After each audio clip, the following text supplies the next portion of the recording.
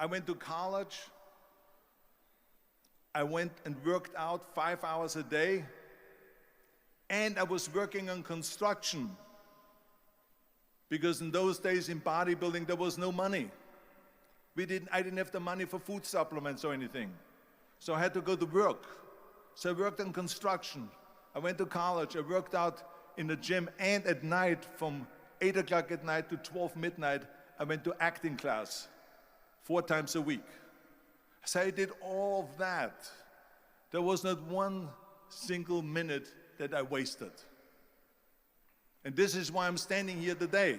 With the age of 20, I went to London and I won the Mr. Universe contest as the youngest Mr. Universe ever. And it was because I had a goal. You see, if you don't have a vision of where you go, and if you don't have a goal where you go, you drift around and you never end up anywhere. 74% hate their job in America. The majority of people don't like what they're doing because they're really not doing it because they didn't have a goal and they followed this goal. They just aimlessly drift around, and then all of a sudden there's a job opening, so they get that job because you have to work. But then when you work, it's a chore. It's work. It's not fun. So if you think about, only a quarter of the people really enjoy what they're doing in life. So people always ask me, when they saw me in the gym in the pumping iron days, they say, why is it that you're working out so hard? 5 hours a day, 6 hours a day, and you have always a smile on your face. The others are working out just as hard as you do, and they look sour in the face. Why is that? And I told people all the time, I said, because to me, I'm shooting for a goal.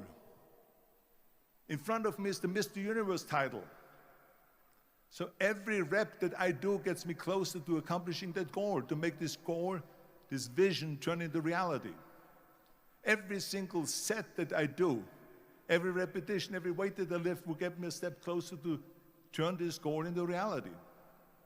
So I couldn't wait to do another 500-pound squat. I couldn't wait to do another 500-pound bench press. I couldn't wait to do another 2,000 reps of sit-ups. I couldn't wait for the next exercise.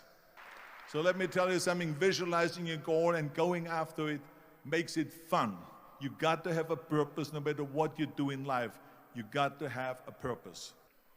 And Muhammad Ali worked his butt off. And I saw it firsthand. And I remember that there was a sports writer that was there in the gym when he was working out and he was doing sit-ups. And they asked him, how many sit-ups do you do? And he said, I don't start counting until it hurts. Now think about that. He doesn't start counting his sit-ups until he feels pain. That's when he starts counting. That is working hard. And so you can't get around the hard work. It doesn't matter who it is. Work your ass off. There is no magic pill. There is no magic out there. You cannot get around. You have to work and work. So it's work. And it drives me crazy when people say that they don't have enough time to go to the gym for 45 minutes a day and work out. Or to do something for 45 minutes to an hour a day to improve. If it is physically improve or if it is mentally to improve. Imagine you read 1 hour a day about history. How much you will learn after 365 hours in 1 year. Think about if you study about the history of musicians, of composers, how much you would know. Imagine if you would work on a business, on some business that you want to develop every day for an hour. Imagine how further along you will go and get. So it drives me nuts because we have, when people say we don't have the time, we have 24 hours a day. We sleep 6 hours a day, so that gives you still 18 hours.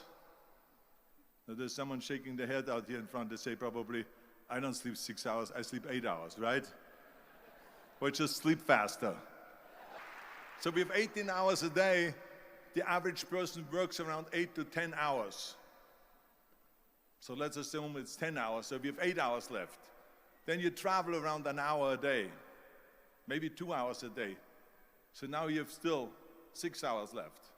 So what do you do with these 6 hours? What do you do with these 6 hours? Then we eat a little bit, then we schmooze a little bit,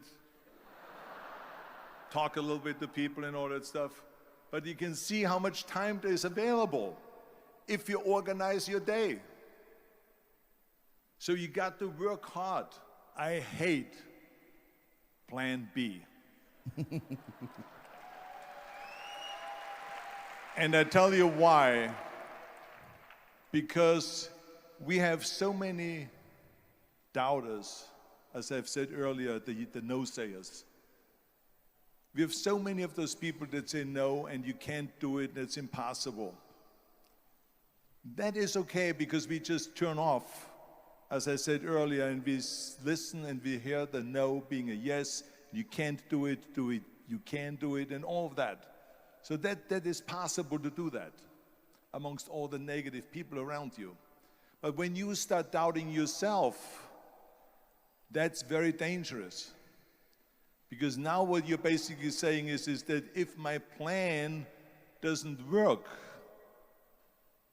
I have a fallback plan, I have a plan B. And that means that you start thinking about plan B, and every thought that you put into plan B, you're taking away now that thought and that energy from plan A.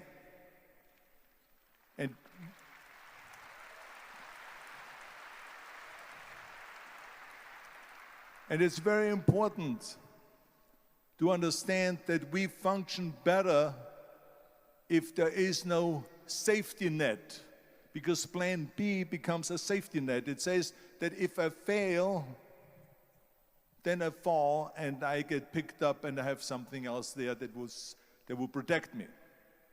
And that's not good, because people perform better when there's no safety net. People perform better in sports and everything else if you don't have a plan B. I'm telling you, I've never ever had a plan B. I made a full commitment that I'm going to go and be a bodybuilding champion. I made a full commitment that I'm going to be in America. I made a full commitment that I'm going to get into show business and I'm going to be a leading man. No matter what it takes, I will do the work. I will do the work over and over and over until I get it. And the same was in politics and everything like that. So to me, it is very dangerous to have a plan B, because you're cutting yourself off from the chance of really succeeding. And the reason, one of the main reasons why people want to have a plan B is because they are worried about failing. What is if I fail, then I don't have anything else? Well, let me tell you something. Don't be afraid of failing, because there's nothing wrong with failing. You have to fail in order to climb that ladder. There's no one that doesn't fail.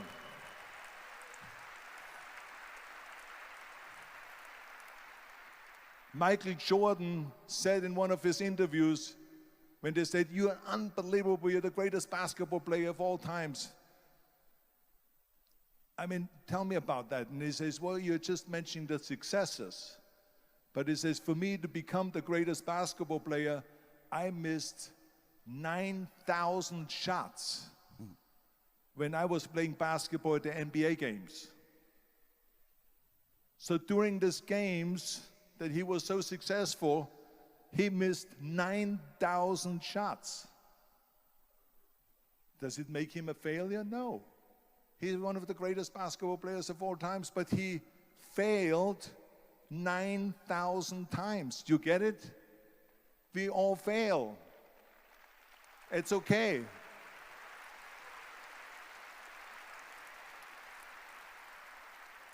What is not okay is that when you fail, you stay down. Whoever stays down is a loser. And winners will fail and get up, fail and get up, fail and get up. You always get up. That is a winner. That is a winner. I failed in bodybuilding. I lost bodybuilding competitions. I lost powerlifting competitions. I lost weightlifting competitions. I had movies that went in the toilet and that were terrible and got the worst reviews. And in politics, I remember I had many of the initiatives on the ballot, and we lost. My approval rating in California went down to 28%, and then it went back up again, and I won again the governorship. Hey, we all lose. We all have losses. This is okay, and this is why I say don't be worried about losing, because when you're afraid of losing, then you get frozen. You get stiff, you're not relaxed. You got to be, in order to perform well in anything, if it's in boxing or if it is on your job or with your thinking, is only happening when you relax. So relax. It's okay to fail. Let's just go all out and give it everything that you got. That's what it is all about. So don't be afraid to fail.